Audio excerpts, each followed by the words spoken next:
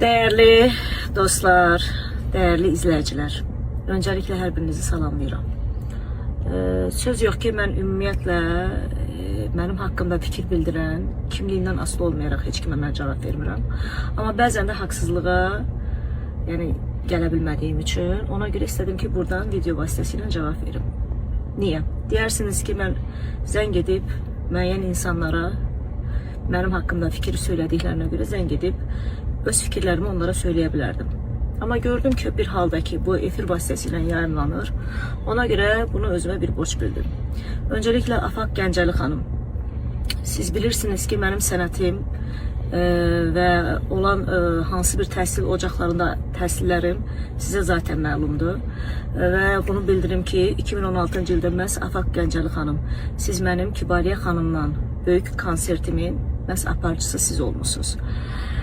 Sizə iradım odur ki, məlum məsələdir, reyting xatirinə siz nələrsə edirsiniz ki, reyting qazanmağınız üçün. Təbii ki, bu kanalın bir növ işi budur ki, reyting qazansın.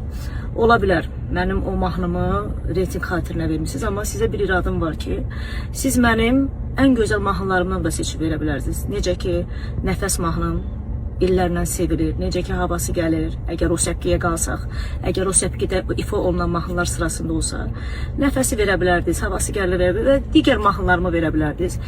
Və əgər ki siz əsas həqiqətən musiqidən, sənətdən söhbət etmək istəyirdinizsə, mənim elə bir balaca muğam parçamdan və yaxud deyin hardadır nəğməmi verə bilərdiniz və oradakı o əyləşən jüriləriniz və yaxud bizim dəyərli ifaçılarımız Hacı Nazim, Mehin və digər o oğlanın da adı yadından çıxdı, unuttum. Hər kimsə.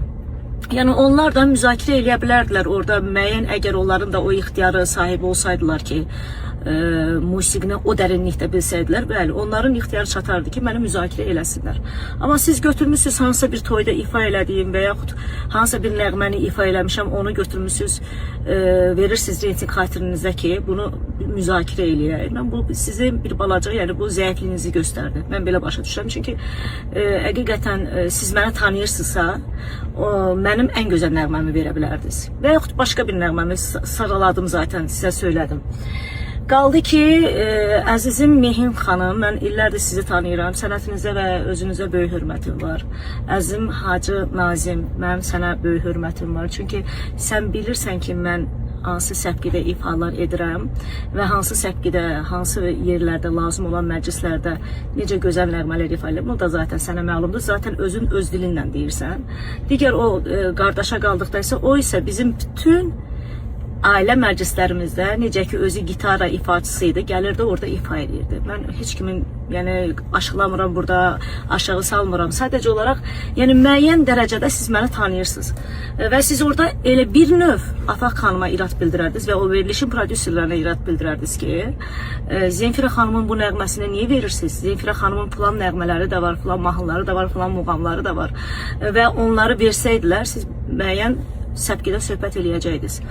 Yəni mən iradımı birbaşa Afaq xanım Gəncəliyə ünvanlayıram və onun o rəhbərliyi elədiyi komandasına ünvanlayıram. Söz yox ki, o mahnıları mən ifa eləyə bilərəm. Bu onu göstərir ki, mən hər növ, hər musiqini ifa eləməyə qadirəm və ifa edirəm.